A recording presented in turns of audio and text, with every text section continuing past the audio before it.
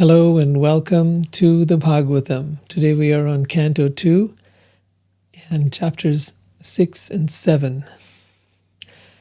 This is about avatars. And avatars is a concept that is not very well known to the Western world. Allow me to introduce the idea to you, and then from there, let's take a look deeper at our own spirituality. The concept of avatar arises from the meaning of the word actually is of something or some of a very high frequency, or the divine or God that descends into this world. Now, why would one do that? Why would one descend into this world? Why did you come to this world? Why did I come to this world? And that's kind of the big question underlying our very existence. Why are we here in the first place? If there is a God somewhere out there, then why are we here? Is this some kind of punishment? Is this some kind of a joke? Is this some kind of somebody wanting to see us suffer out here? What's the game? What's the plan? No one's told us. The Vedas attempt to tell us. Of course, it's important that we listen, just as with anything. If someone's talking and no one's listening, well, it doesn't mean anything then. So the important part is to learn to listen and try to learn. And that's why the Vedas are called Shruti, that which is heard. So hearing is a very, very important part of life. I think you'll know that in any communication between any two people or more, hearing is going to be one of the arts that we've all lost. Everyone's become very good at speaking. Everybody wants to express their opinion, their point of view, their truth, and so on and so forth. But listening to ourselves, listening to others, listening to nature, listening to the words of the divine as spoken in these great texts. Listening is an art. And listening requires the ability to stay open-minded. I've often had people ask me, why does God not talk to me?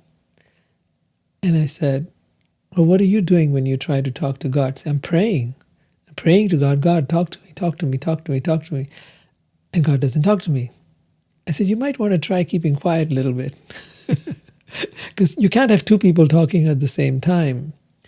You can't, in any conversation, one person talks and the other is quiet. That's kind of the nature of how conversations are. So you may want to practice that.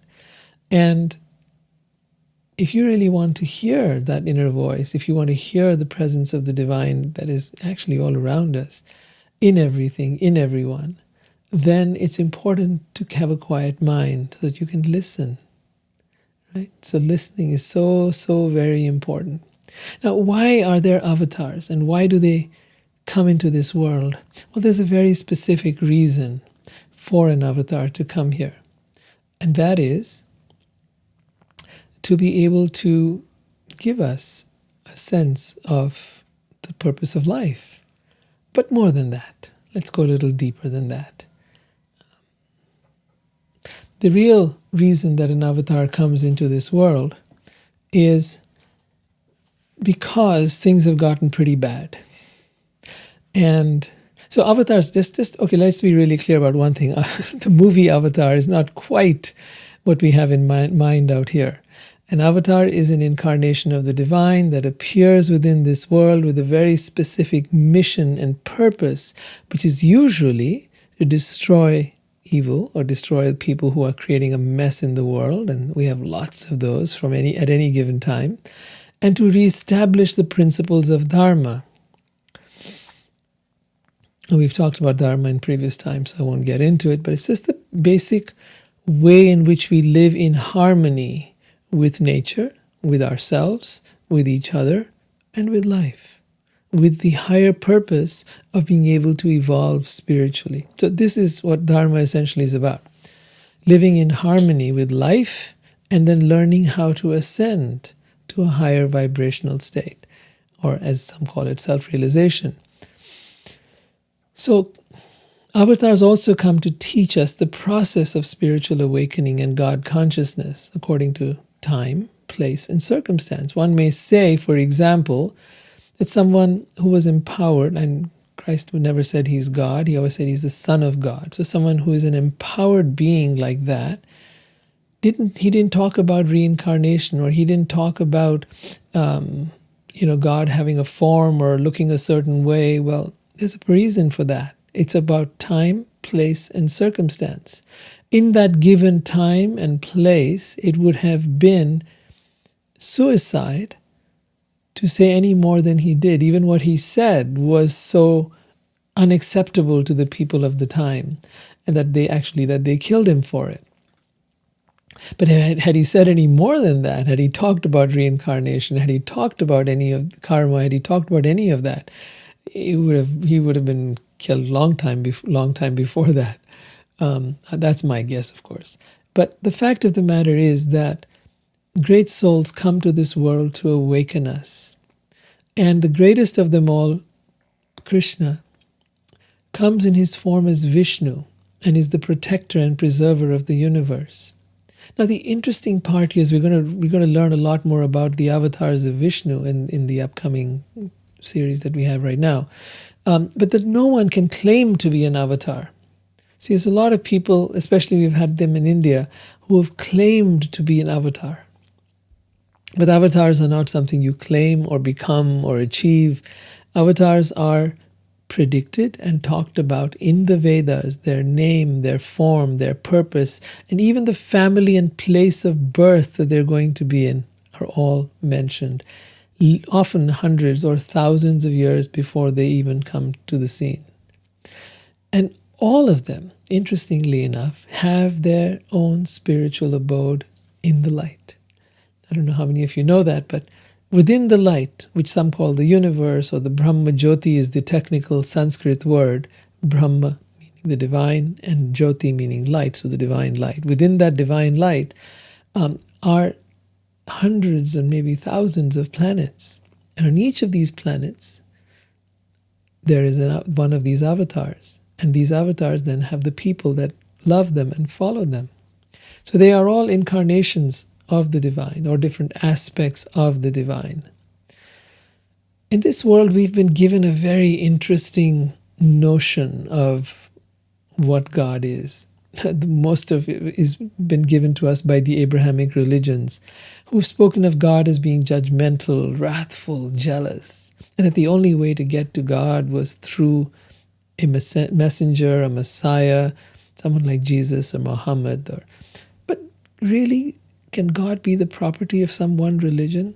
What about the people that existed before that religion? Were they all damned, doomed? Really, come on. Let's be a little realistic here. And of course, people have got put off by this fanaticism and they've become atheists.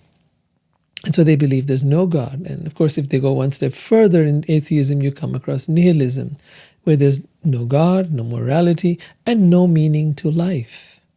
Because that's the natural trend that you start to walk on now. Well, then what is life? A life without any meaning, without any purpose, without any guidelines, without any intention of why we're here, would be a tragedy, a waste of time. Why would you work so hard? Why would you accumulate what you accumulate? Why would you bother to do anything? You might as well just eat, drink, and be merry, as some people had concluded way back. But maybe it's, Shakespeare kind of captured this idea of nihilism, this idea of no meaning to life. And he said, life's but a walking shadow, a poor player who struts and frets his hour upon the stage and then is heard no more. Is that it? Is that all there is? I want you to ponder. I want you to think. Could there be more? Those who have turned to spirituality, most of the spirituality you've learned about in the Western world particularly has come from the East, whether it's Buddhism, whether it's Zen, whether it's from Hinduism, whether it's from Advaita. But they're all based around a singular idea. Tat Tvam Asi. You are that. And most people take that to mean that you are God. But really, are you God? Can you create universes? Can you create even a hand if you lose yours? Can you create a drop of water, a drop of milk, a mosquito? No. But then people have come up with the idea that they want to merge with God. And that's part of the teaching. But why? Why do you want to merge with God? Is this merging with God a ticket to become free from misery? Is there a lottery to become God? To some extent, all of us want to be free of misery. We all want to be free of suffering. Everyone from Buddha to Christ to everyone has talked about this. And so, yes, of course, there's a lot of problems out here and we want to be free of them. The yogic process that is talked about in the Vedas shows you how to work with your mind in such a way that no matter what happens in the world, you're not affected by it. That is freedom from suffering. Suffering will happen, things will happen, but you will not be affected by them. That's the big takeaway.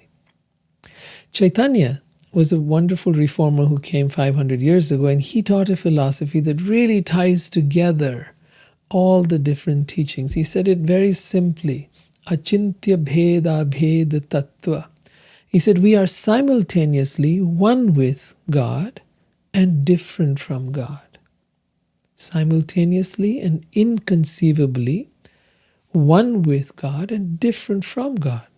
So think about a drop of water from the ocean. A drop of water from the ocean is no different than the ocean, yet it is not the ocean, right? It is different from the ocean, and yet it is the same as the ocean. We have the same properties as the divine or as God, and yet we are different from God. It's not very hard to understand. But if one needs help in trying to understand, the Vedas present a very interesting way. Say, all right, you can't see God. And so you say, where is God? Where can I find God? I don't see any God around me. Show me God. When you show me God, I'll believe in God. It's a very strange claim, because if I said, for example, show me the President of the United States, let him stand in front of me and then I'll believe the President exists. Right? If the president doesn't stand in front of me, as far as I'm concerned, the president doesn't exist. As far as I'm concerned, the Congress doesn't exist. As far as I'm concerned, I don't need to pay my taxes and I don't need to follow the laws. I'll just do what the heck I want. It's a great argument, but it wouldn't fly. It won't go too far. I'll soon have people knocking on my door wanting my taxes and wanting wanting me to obey the law. They're not going to let me get away with it.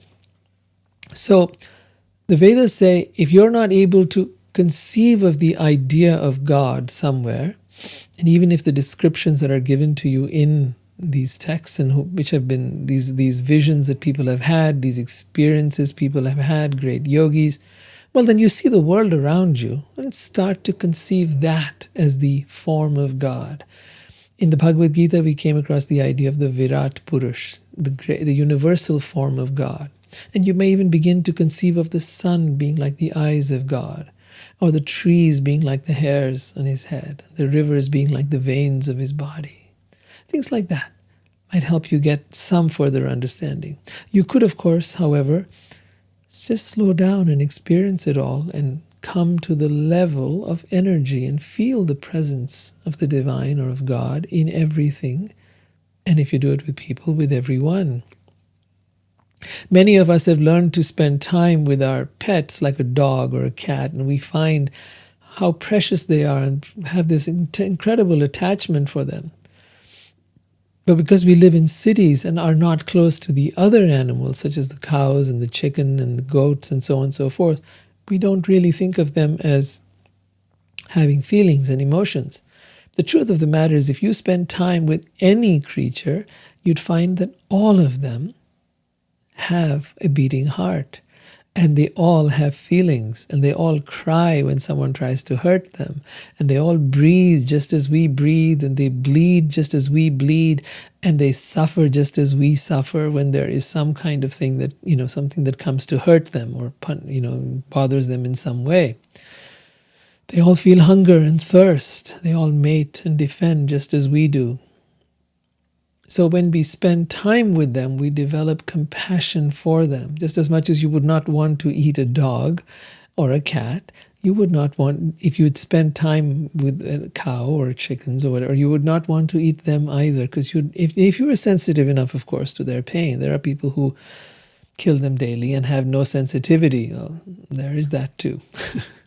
And yeah, so now we come to the person who is speaking this part of the Bhagavatam, and this is Brahma. Brahma is known as the one who creates the universe. In the Vedic understanding, God does not create.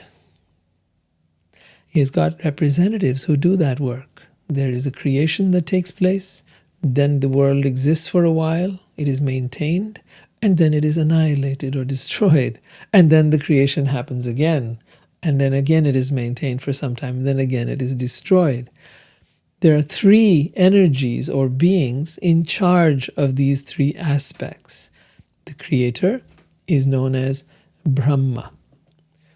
I'll show you a picture on the screen here. Brahma is known as the creator. Let's see if I can get that up there for you. All right. So Brahma is known as the creator, and then Vishnu is the maintainer, and Shiva the destroyer. They're all very incredible beings, and there's lots to be learned about them. But I think for now I'm just going to keep it really short. We're going to try to understand the first of them, Vishnu.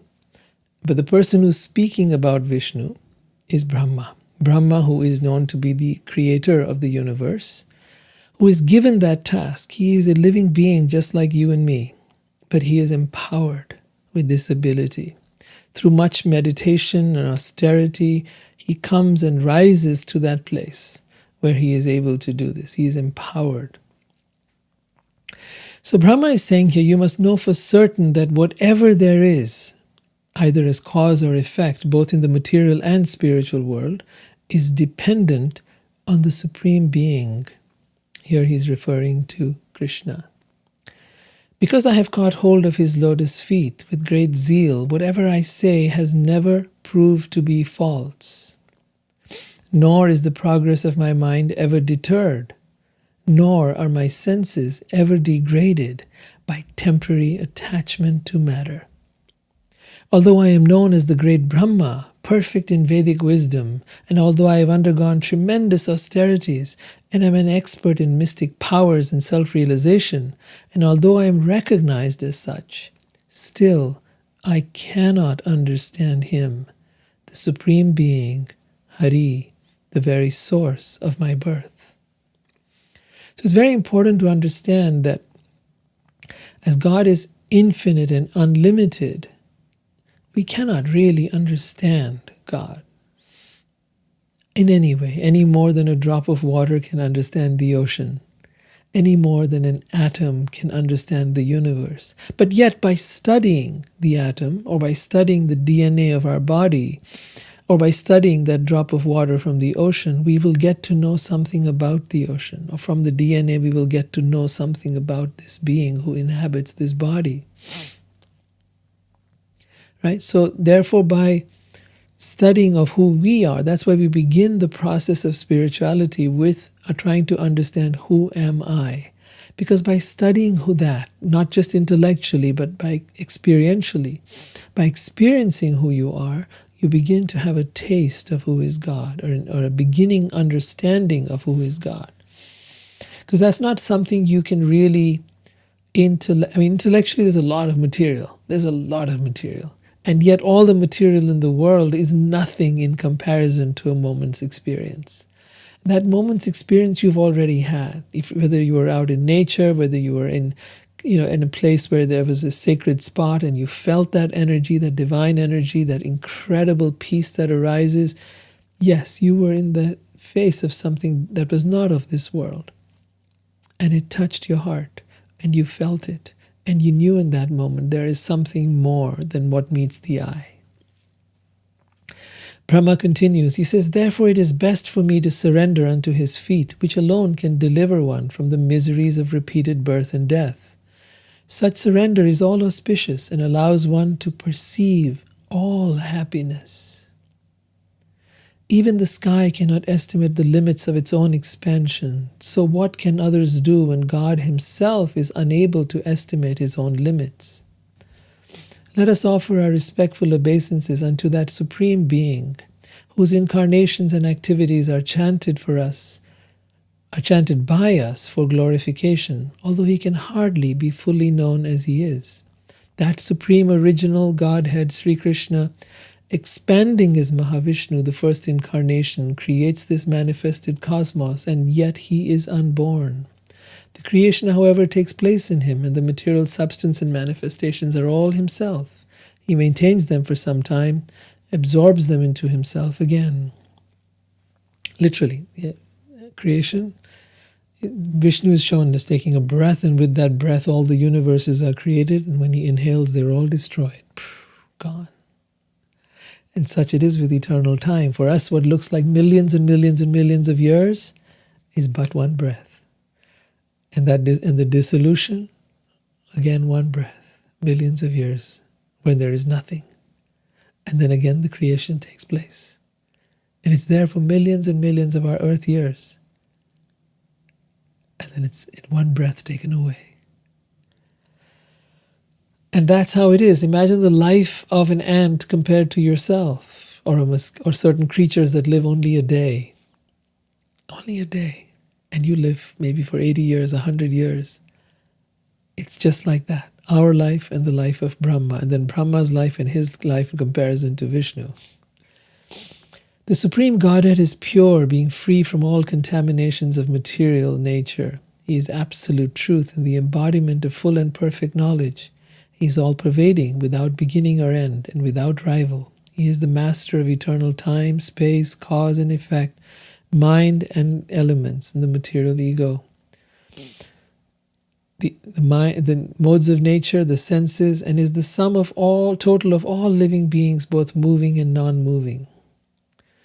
And then he goes on to talk about the avatars of the divine. And he says, hearing about these avatars and their activities counteracts all foul matters accumulated in the ear. Like we've been hearing all kinds of things in all our lives, from movies and songs and gossip and you name it, right? All the foul stuff we've accumulated in our here and into our subconscious cleanses the heart. Chaitanya calls it Cheto Darpana Marjanam, that just as a mirror is cleaned, similarly the heart becomes cleansed by listening to the pastimes of the divine and by chanting his name.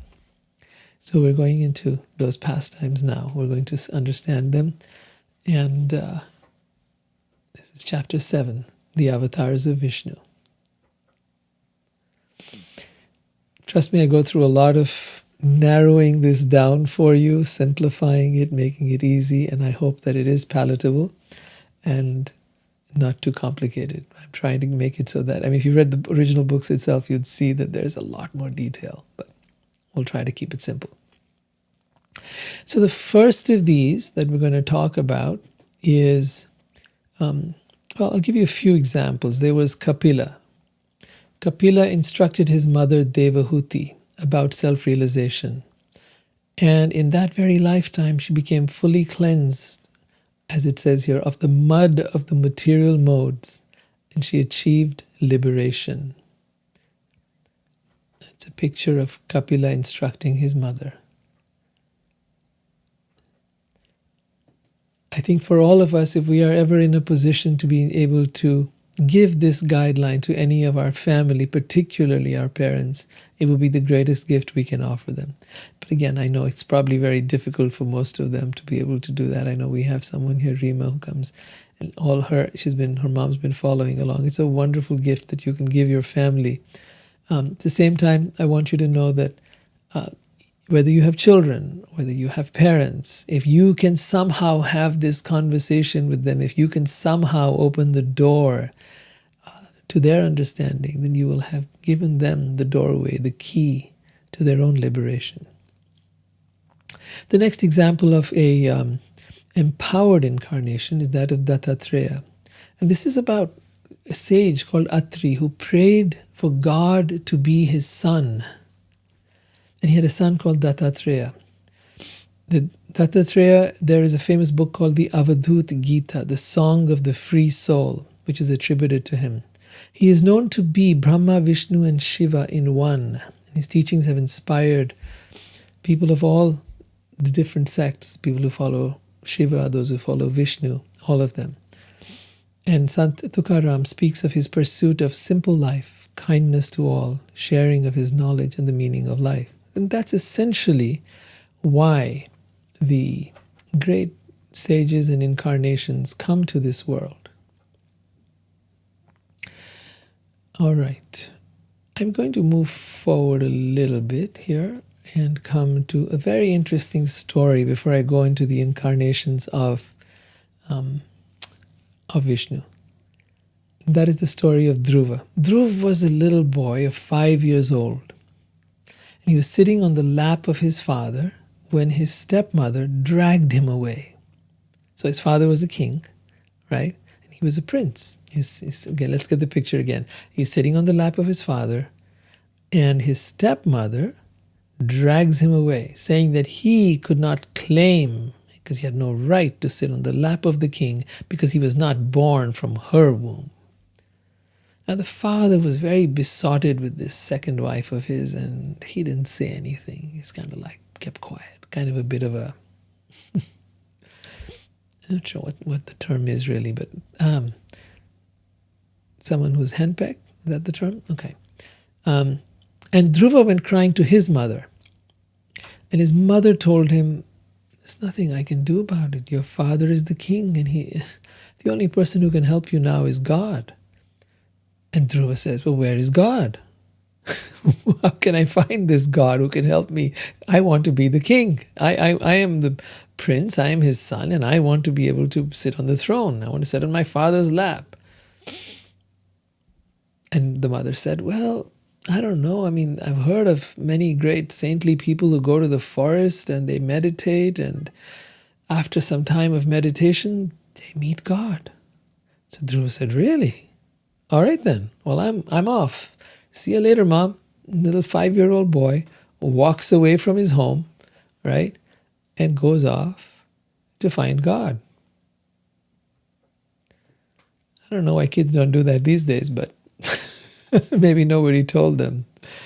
So, seeing this boy walking away, the great sage Narad appears and tries to stop him. He tells him, there's lots of animals out there in the forest. The boy's not scared. I don't care. He says, there's snakes out there. They'll bite you. I'm not scared. So Narad finally recognizes this boy is adamant, and he gives him a mantra. And this mantra is what we've been chanting in the beginning before we start these classes. It's Om Namo Bhagavate Vasudevaya.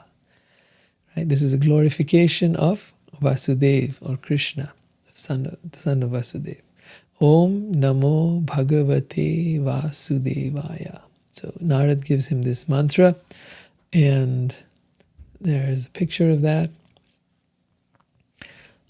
And then he blesses the boy. And then the boy goes off into the forest. Now Dhruv meditates for many years, all by himself, living on roots and berries and whatever he can find. He stands on one leg and performs many difficult austerities. I have a picture of that here. And then after many, many years of this intense meditation, Vishnu appears to Dhruva. And he comes and he blesses him. And he says to him, you shall have a kingdom even greater than that of your father. So, the greatest kingdom of all that Vishnu offered him was the pole star. The pole star, it is said, according to the Vedas, is a spiritual planet within the material world. It will never be annihilated. Even when the rest of creation is annihilated, that pole star remains, and it remains fixed in place. Because it is a Vaikuntha, or spiritual planet within the material world, it's almost like an embassy within a different country, right? people living there do not suffer old age, disease, or death. This is the kind of place that Dhruv was given. So this young boy, through all of his practice and his devotion, got pretty lucky. There are many incarnations of Vishnu that are talked about, and I'll just go over them real quickly because we did discuss this earlier in the first canto, chapter number 3, so I won't go into them now. There's Rishabh, from whom Jainism came.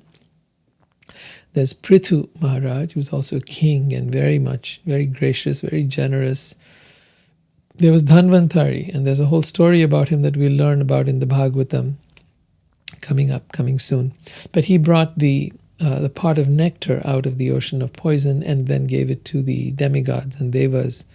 He also is known to be the one that is behind the Ayurvedic principles, so Dhanvantari.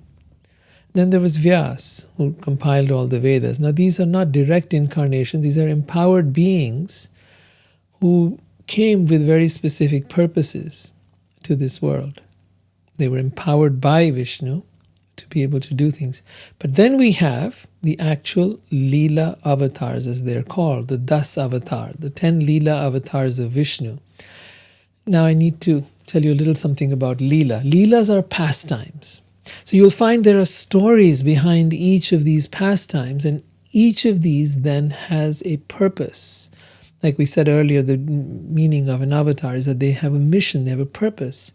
And usually it involves being able to annihilate the miscreants, as Krishna says in Bhagavad Gita, and to reestablish the principles of Dharma. So those are the two main things that are there. And the incarnations are fascinating and creative. So you'll see as we go along that the first one mentioned here is Matsya. Now, Matsya is actually very interesting because there are tribes across the world that talk about this half man, half fish. Where did they get the idea from?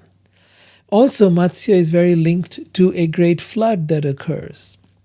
And in that flood, a great boat is created into which all the creatures are placed. The same story of Noah, but talked about thousands of years before the Bible was written.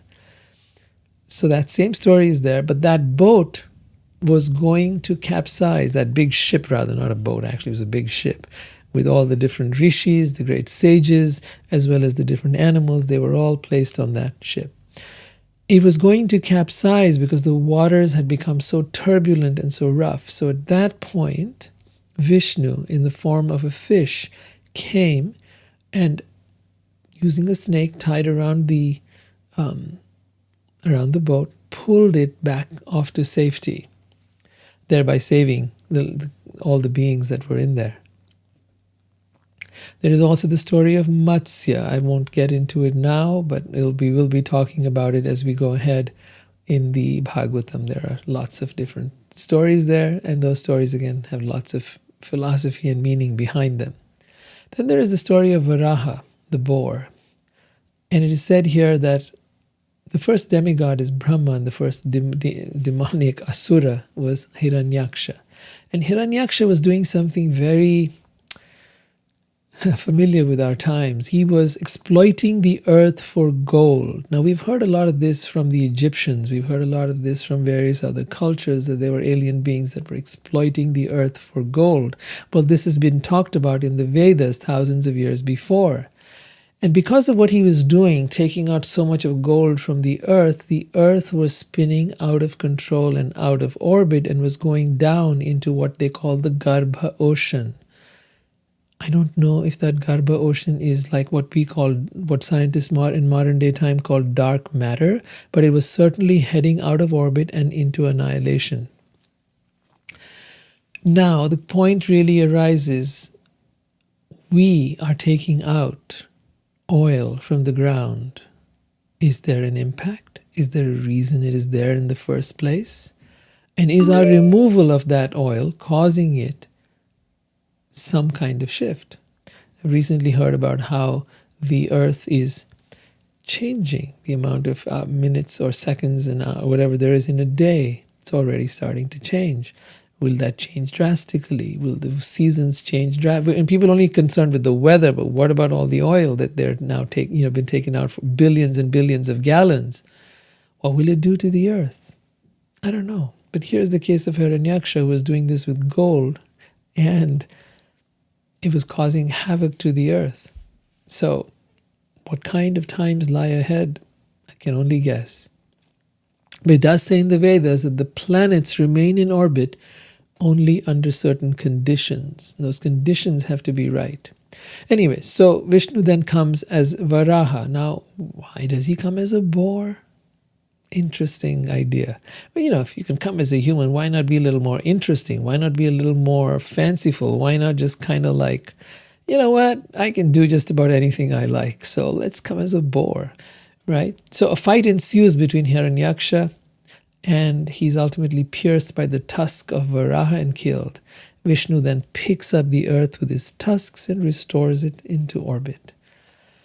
Let me see if I can introduce you to some of the pictures that are there. That might give you a little bit of a glimpse. That's Hiranyaksha fighting with the boar Varaha. And that's Varaha rescuing the earth. Now, whether you think of this as real or unreal, I'm not going to question it either way. But I would say, if anything, open your mind to the possibilities. If the divine can do anything, if that which is God can be anything, do anything, including all the species, including you and me, and all the different beings that are on this planet, cannot God do anything God wants to? There's a very interesting story I had come across once. It was of a time when Narad Muni, the great sage, was going to Vaikuntha to meet with Vishnu. So he was going there, and he stopped by a couple of people's homes, and he said, first of them was a Brahmin, a very learned scholar who studied in the Vedas and knew all the mantras and was very renowned. He asked this learned scholar, he says, I'm going to be meeting Vishnu in Vaikuntha in his home, in the spiritual world. Is there anything you'd like me to ask him? And the Brahmin, the scholar said, yeah, just ask him, ask him what he's doing. Okay. You know how we do, how you doing? So what is he doing? I'd just like to know. What does he do? And all right, then this Narad Muni, the sage, went over to the house of a very poor man, a cobbler, fixed shoes for a living, right? And he asked this cobbler, he says, I'm going to visit Vishnu in Vaikuntha in the spiritual world. Is there anything you'd like to ask him? This cobbler said, yeah, I just want to know what he does. Yeah, what does he do with his, during the day, in his time? Narad said, all right. And he went over, flew out to Vaikuntha, because he could, and met with Vishnu. And he posed this question before him. He says, there's two people on earth who've asked me the same question. He says, what do you do? And Vishnu says, just tell them that I am putting a camel through the eye of a needle. Interesting that analogy is also in the Bible, but I'll skip that one for now. So Narad Muni comes back to earth, and he tells first the scholar, Vishnu was putting a camel through the eye of a needle. And the scholar says, you think I'm an idiot? Get out of here. I don't want to hear what you've got to say. This is nonsense. I don't believe this kind of crap. Narad goes away. I guess so. And he goes to the cobbler, poor man that he is, and the cobbler, and he tells him the same thing. Vishnu was putting a camel through the eye of a needle, and the cobbler starts crying. Tears of joy, tears of ecstasy. And Narad asks him, how is it that you believe what I'm saying? How is it that you have no doubt? Why do you think that how could this be possible even? The cobbler says, if he can put a tree inside a little tiny seed, can he not put a camel through the eye of a needle? So this is the simple faith of a not so learned person who is able to conceive the possibilities of what God can do without the limitations of the logical mind. Okay, so to continue further, I'd like to show you a few more of the incarnations of Vishnu, the next of which is Narasingha, half lion, half man, who came to protect his devotee Prahlad. You'll see him standing on the left. And there's a reason why he came in this form as half lion, half man, because the father of the boy Prahlad, who is lying there on Narsingha's lap, had been tormenting this little boy. The little boy was a devotee of Vishnu and was unafraid, completely unafraid. So this father had been tormenting him. The father was a very atrocious, horrible human being. And it was time for him to be destroyed. So Narsingha came, but this father had taken on great vows that he could not be killed either on the land or in the air, either by man or by beast. He had got all these benedictions from Brahma. And so no one could really kill him.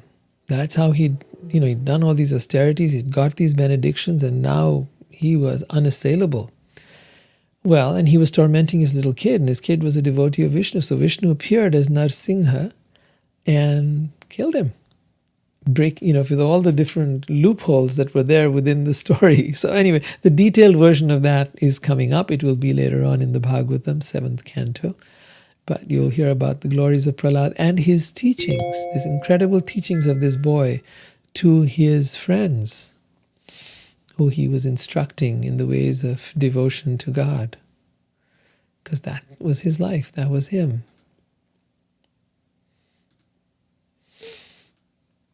All right, so the next one here is Vamana.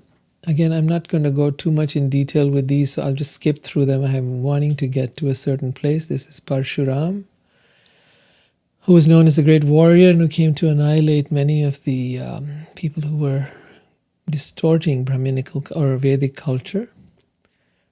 And then one of the most famous of all is Ram. We recently celebrated Diwali. Ram is the one in the middle, his wife Sita on his right, Lakshman, his brother, on his left, and Hanuman, who many call the monkey god, on his left. If you notice, Hanuman is bowing down before Ram because Hanuman is not a god, as many people think. Hanuman is a devotee of Ram, and he serves Ram and assists him in his Leela. Again, the story of Ram will be coming up in the Bhagavatam, and we'll go into it at that time. And there is one more. This is the brother of Krishna, Balaram. There's a lot of the pastimes that they have together, and we'll get into that in just a minute. And of course, then there is Krishna. And we're going to talk a lot more about him right now. And then there is Buddha. Many people don't know this, but Buddha was also an incarnation of Vishnu. He is talked about in the Bhagavatam, that he will come and he will have this particular message. He came at a time when people were distorting again the message of the Vedas, and so he taught something very simple. He didn't talk about the soul, he didn't talk about God, kept it real simple, just how to be able to live a good life, just a basic life, right? He knew there's other, as you graduate, there will be more, but you got to get some basics in place first. So that's where he started. And the final avatar of Vishnu is known as Kalki. And as in other scriptures of the world, including the Bible, there is a talk of, or there is written about someone on a white horse coming and destroying the entire cosmos and everything else. So this is Kalki, coming at the end of Kali Yuga. Now, according to the Vedas, Kali Yuga, the age that we live in, lasts 430,000 years. Though some say those calculations may not be accurate, it might be less, and so there's always predictions. But the symptoms are given of what happens at the end of Kali Yuga, and so based on that, I would say we still got a ways to go. A lot of people want to see the end of it all now, but it's not yet time. It will happen in its own time. And then, as I said earlier, there is Krishna. Krishna is perhaps the most interesting of them all. In the Bhagavatam, he is referred to as Bhagavan Swayam, meaning he is the personification of God. Krishnastu Bhagavan Swayam. There is the only incarnation where this is said. He is the embodiment, the highest form of God. There are many avatars that come from God, but he is the highest. Why? Because Krishna is the embodiment of love, and love is the highest vibration in the universe, as some of you, and most of you have already heard. Well, what does that mean? It means that if you want to find the highest vibration in the universe, the highest level of evolution, even amongst God, you have to go to Krishna. Krishna embodies love. He teaches love. He vibrates love. He demonstrates love. He shows what pure love is all about. That's why he comes to this world, not just to kill the miscreants and establish Dharma, but the bigger purpose, in my opinion, and that of many other people, is to show us what loving God looks like, what it is like to be with God.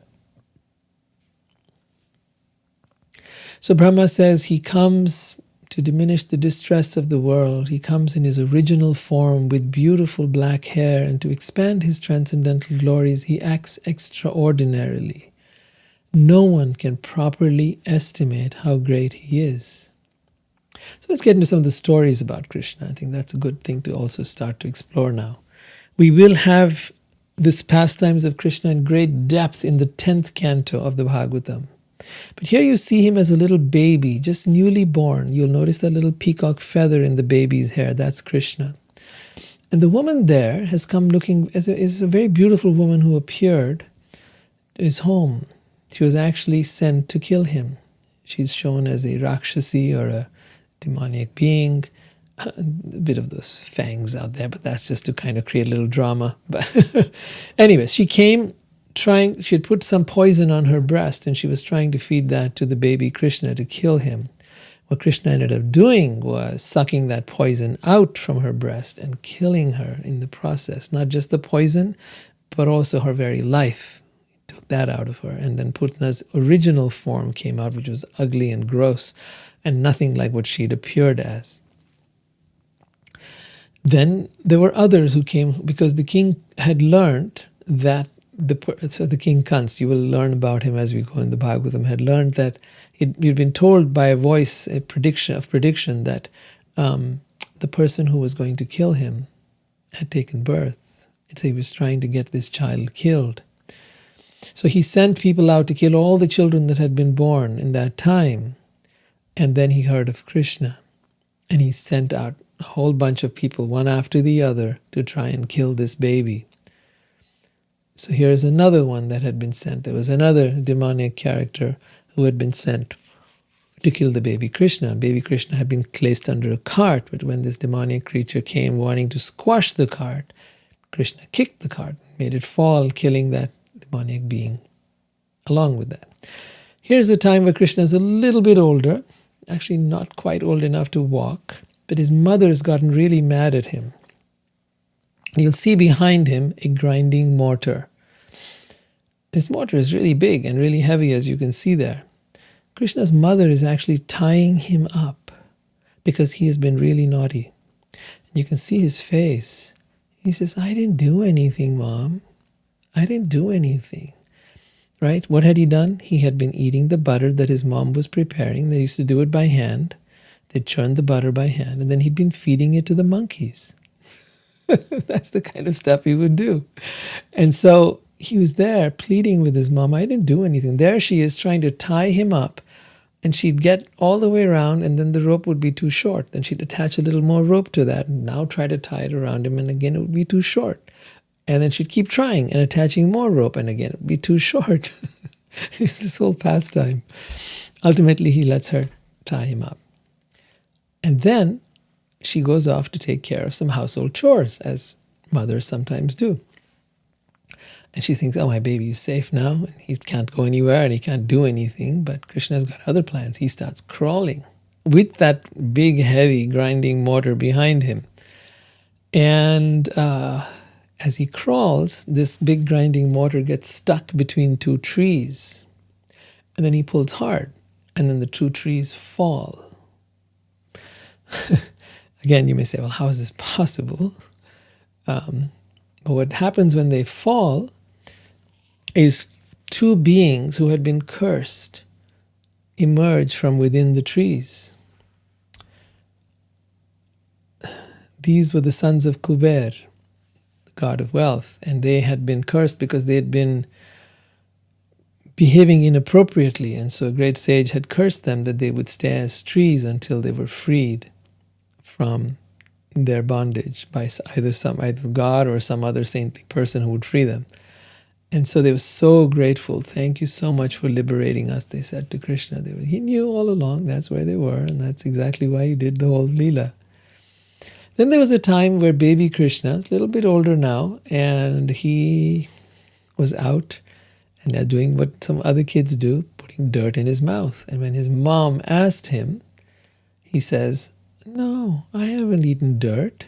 And his mom says, "No, let me see your mouth." And she opened his mouth. And within his mouth, she saw all the universes, and time, including herself, in his mouth. And she was blown away. She was like, "What?" She couldn't believe what she'd just seen. And then he made her forget. Because the idea was not for her to think of him as God, but to be able to love him just as a little child. And, while there is this conception of God as the Father, here in the Vedic system we have the idea of God as your child, God as your friend, God as your lover, God as your spouse. Any relationship you wish to have with God, you can have. Then there is the story of Krishna, and all these stories are really important because they have a theme behind them. A person said to me, "Oh my God, I don't want my child to read these kind of stories because they're all about bad people and demons and creatures and all kinds of stuff." And I said, "No, they're not about the demons. They're about Krishna saving his devotees from these different forces that were actually out to kill him. They were not out to kill anyone else. They were trying to kill him. And he was protecting not only himself, but also the people in his village, because they would all have been destroyed at the same time." So here is the story now of a snake that came, a very poisonous snake with many hoods. It was poisoning the entire river, and the children were dying, and the cows were dying because they'd go to the river to be able to drink water. And Krishna then went with his friends to play on the bank of the river, very deliberately, knowing that this was going on. So he went to play on the bank of the river, and he threw the ball into the river. He said, "Oh, the ball's gone into the river. I got to go get it out of there." So knowing there was a poisonous snake in there, and everybody was dying of that snake, he jumped into the river, and down there was this snake, and many hoods. He started dancing on the hoods of the snake, dancing on it, and you'll see a picture here. Krishna dancing on the hoods of Kaliya. He danced and he danced and he danced until the snake was exhausted. He couldn't take it anymore, and finally he surrendered. He says, "Who are you? How could you do this? How is this possible? You are something else. I have no idea." And Krishna was completely unaffected. He just said, "Listen, I want you out of here. You're going to leave this river, and there's a particular place in the ocean, a certain spot. You can go there. You cannot be around here." And then, of course, he went over and revived all his family and friends who had been killed, and the cows, and saved them all. And around that night, actually, a similar thing started to happen. There was a forest fire, and the fire started to come to engulf the entire village. Krishna and Balaram, his brother, went out right into the fire and literally, as you'll see here, swallowed it. Now you say, "Well, God, these are too fantastic." But look, if God was to appear in this world and show you what he's capable of, would it not be something like this? Along with some very endearing pastimes, some acts of heroism and chivalry and greatness to exhibit. Hey, I'm not just some ordinary kid. Okay, I'm not just this adorable little kid. There's a lot more I'm capable of doing. And then there was the time where his father was kidnapped. Nanda was kidnapped by Varun Dev, the god of war. So here's another thing that was happening. Many of the demigods were wanting to test this little boy. They were like, who the hell is this kid? And why is everyone clamoring after him? And why is he able to do these kind of amazing things? We want to find out. So we have the story here of, again, these stories are in great detail later on in the Bhagavatam. Right now you're just getting a snapshot. This is the story of Nanda, Krishna's father, being kidnapped by Varun, the god of water. And Krishna comes and saves his father from here. Then there's another incident where we have Brahma, the creator, kidnapping all of Krishna's cows and his friends and locking them up in a cave and saying, now let's see what he does. We'll see what he does now. He kidnapped all of Krishna's friends and Krishna knew exactly what had happened. And so he said, all right. He went and reproduced clones of all the kids and all the cows. So much so that when the mothers of those kids met them, they felt even more love for those kids. When the calves were reunited with their mothers began to secrete even more milk. And in that sense, their affection was even greater because these clones that Krishna had created were out of himself. He had expanded into becoming all the boys and all the calves and all the cows. And then Brahma saw what he'd done and realized his big error. And he came and he apologized to Krishna. Brahma, the creator of this entire universe, came to this world having tested Krishna to find out, who he is. And he learned his lesson. Then there was the story of Indra. I'm giving you all these because these are just snapshots of what is to come later. And they're all in the Bhagavatam at this point. So I thought I might as well introduce you to it all. And they're all in the Krishna book, by the way. So if you want to get that from Amazon, KRSNA, odd way of spelling it, KRSNA. And you'll find that by Prabhupada. And so you'll find all these stories there. Then there's the lifting of Govardhan Hill. Now at this point Krishna is 7 years old. And Indra, the god of rain, the god of the heavenly planets, decides, I'm going to test this kid. Who the hell does he think he is? Because Krishna was telling his family, you don't need to pray to any demigods. You don't need to pray to Indra. You don't need to pray to any demigods. Just stop. And his father was saying, no, but Indra gives us rain. And if we don't have rain, the cows will die. They were a sort of, a dairy kind of community. And so our livelihood will be gone. And so how will we live? Krishna says, look, you don't need to do anything of the sort. If you want to worship something, worship Govardhan Hill. But there was this hill there in which all the cows grazed. So anyways, Indra started pouring. There was huge, you think of floods, like typhoons, like every possible kind of lightning and thunder and storms and you name it. I mean, everybody would have died in that. But what Krishna did was something very amazing. He took this entire hill, and I've actually walked around it, Govardhan Hill. It's about 14 kilometers around. He took this entire hill, lifted it up on his left hand, pinky finger, right? Just left hand, pinky finger, and held it up like that for 7 days, smiling the entire time. And if you're having a hard time conceiving of what that might look like, well, here's the picture for you. And everyone's worried. They're all saying, Krishna, can we help you? As if they could help. They're all, putting their sticks up a little bit. I've got a stick here. Maybe I can help you lift the hill. Krishna's saying, no, don't worry about it. Don't worry. There's nothing. I got this. I got this. You don't have to worry. At the end of 7 days, Indra realized this is impossible. This is just absolutely impossible.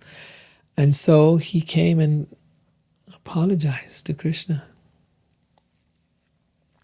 I'm so sorry. I mistook you to be an ordinary human being. I was proud. I was arrogant. I was foolish. Please forgive me. I did not realize who you are. I just thought you were an ordinary little boy. And of course, Krishna forgave him. He realized that it's the ego. And the ego has to be smashed. And then there was the story of the Rasa Leela. Now, I don't know how many of you know that, but there was this whole thing that would happen in the nights in Vrindavan. Krishna would go out in the forest and play his flute, and all the women would come running into the forest. And then there was this particular story where he actually tells them, "Why have you come? You've left your homes, your families, your children. Please go back." They said, "But you played the flute. You called us." "No, I wasn't calling you. I was just playing my flute," he say. And so this argument. And then eventually they would begin to dance. And the dance is called the Rasa Leela dance. And it's the most famous dance. And this is where you begin to realize each of the gopis are the cowherd girls, the women of the village, thinks that she is with Krishna alone. Krishna has expanded into hundreds. The picture only shows about 10 or 12. But there were hundreds of gopis, of these cowherd girls, and Krishna was expanded into as many as they were, and he was dancing with each and every one of them. And many demigods were witnessing the scene from above, like, my God, this is impossible. How is he doing this? But he can do anything, right? And so there it is, the Rasa Leela dance. But however, even in this Rasa Leela dance, we have an intruder. His name was Shankachura, a rich follower of the treasure of heaven Kuber, who kidnapped all the damsels, all the ladies, and Krishna then accosted him and cut off his head. Now, the question might be raised that all these demons that came to kill Krishna, what happened to them? Was he punishing them? Was he hurting them? Was he an angry God? And it is said that every one of them attained moksha or liberation, either by going to the light, the Brahma Jyoti, or Krishna's personal abode in the spiritual world, in the Vaikuntha planets, which are free from birth and death and old age and disease. These are the things that are attained by the greatest of souls through years and lifetimes of meditation and spiritual practice.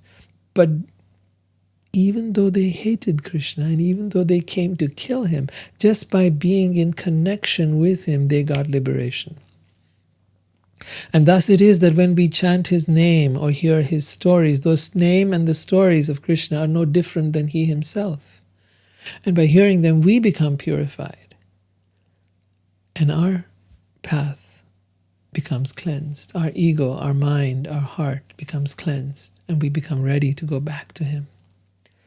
I notice, by the way, a lot of you have been asking questions. Please bear with me. I'll be with you very shortly, and I'll take up all your questions. So it is said in the Bhagavatam, who can describe completely the prowess of Vishnu? Even the scientist who might have counted the particles of the atoms of the universe cannot do so. Then Brahma, the creator of the universe, says, neither I nor all the sages know fully the omnipotent Supreme Being, but anyone who is specifically favored by him, or who receives his grace due to unalloyed surrender. It's a very unusual term, unalloyed surrender, which means that there is no tinge of selfishness in that surrender. It's not that, God, I'm going to surrender to you or love you because you're going to give me something. No, unalloyed means there is no tinge of selfishness. It's not I'm saving something for me, but I'll surrender the rest of me to you. No, all of me I give to you. Meera said that. She says, I gave all of myself to him, to my Krishna, and he gave all of himself to me. Can you imagine how, she says, it was the deal was so sweet, right? Because I'm nothing and he is everything. And when he gave me everything, I was the most fortunate person on earth. Then Brahma continues, those who are attached to this body cannot surrender in this way. Why? Because they have an agenda. They want something out of God. Then he continues, although he is unknowable and immeasurable, still, because we are all surrendered souls, we know how he acts through his different potencies. Even the most sinful person can know about the science of God and become liberated from the clutches of this illusory energy or Maya by surrendering unto the pure devotees of God and following in their footsteps. See, we're in this world, we don't see God. But when you have someone who you can see their example or you can learn from, that's there to help you. People like that exist to help you. Then Brahma continues, the absolute Brahman, that is the light, the energy of the divine or God, is full of unlimited bliss without grief. It is eternally devoid of all disturbances, fear, karma, or illusion. It is pure, uncontaminated, non-differentiated consciousness. It is the principal, primeval cause of all causes and effects. In such a transcendental state, there is no need of artificial control of the mind, knowledge, or meditation. The Supreme Being is the master of everything auspicious, because the results of whatever actions are performed by the living being in either the world or spiritual existence are awarded by him. As such, he is the ultimate benefactor. So with that, we'll end the Bhagavatam. And I'd like to take up your questions now and see what you guys have been asking. And thank you so much for your patience, as there was a lot to share today. And let's get into it now. All right, so if there's any of you that would like to ask your questions in person, you're here on Zoom, I would love to invite you to join in and ask your question in person, then I'll take up the ones that are in the text. There's been a lot of stuff here.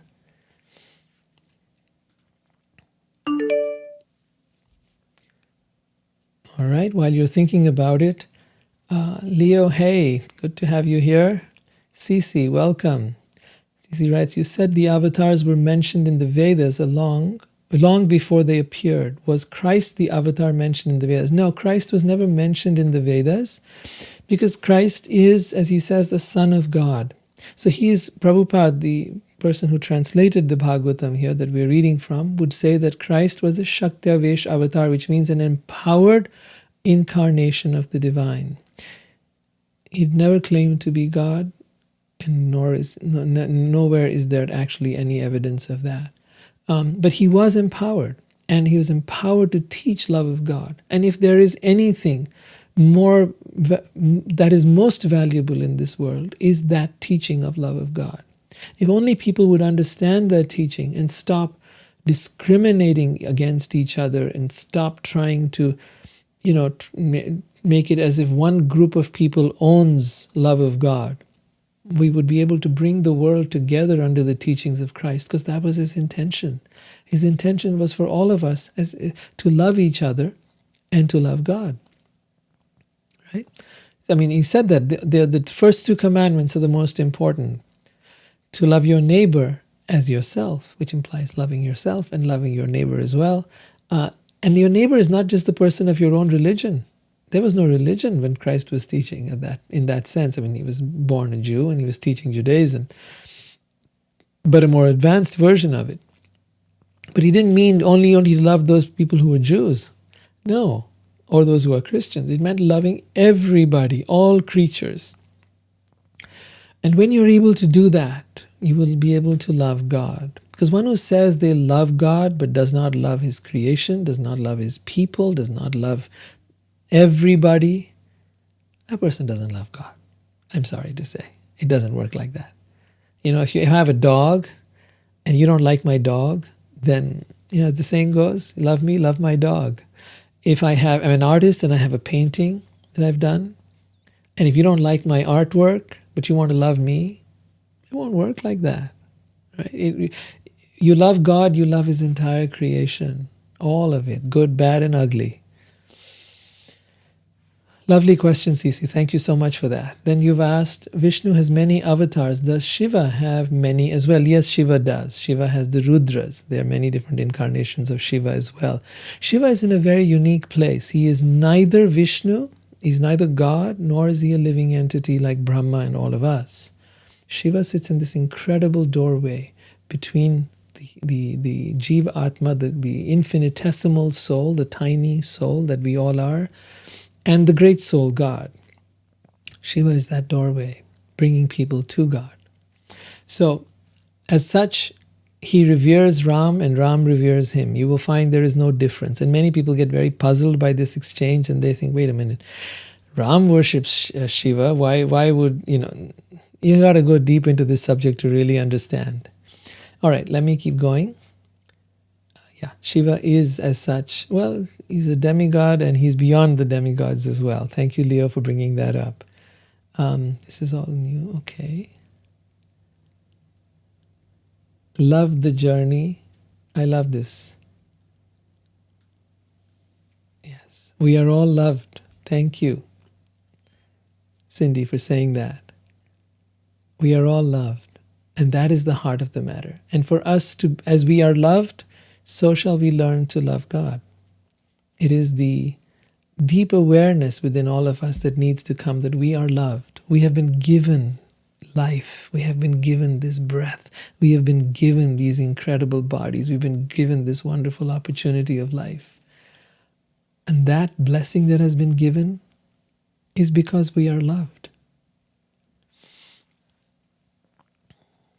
Leo writes, oh, my favorite story, Indra. I think the Christian God is Indra, an angry, jealous God. Okay, I don't want to offend anybody here, but it's a good, interesting point.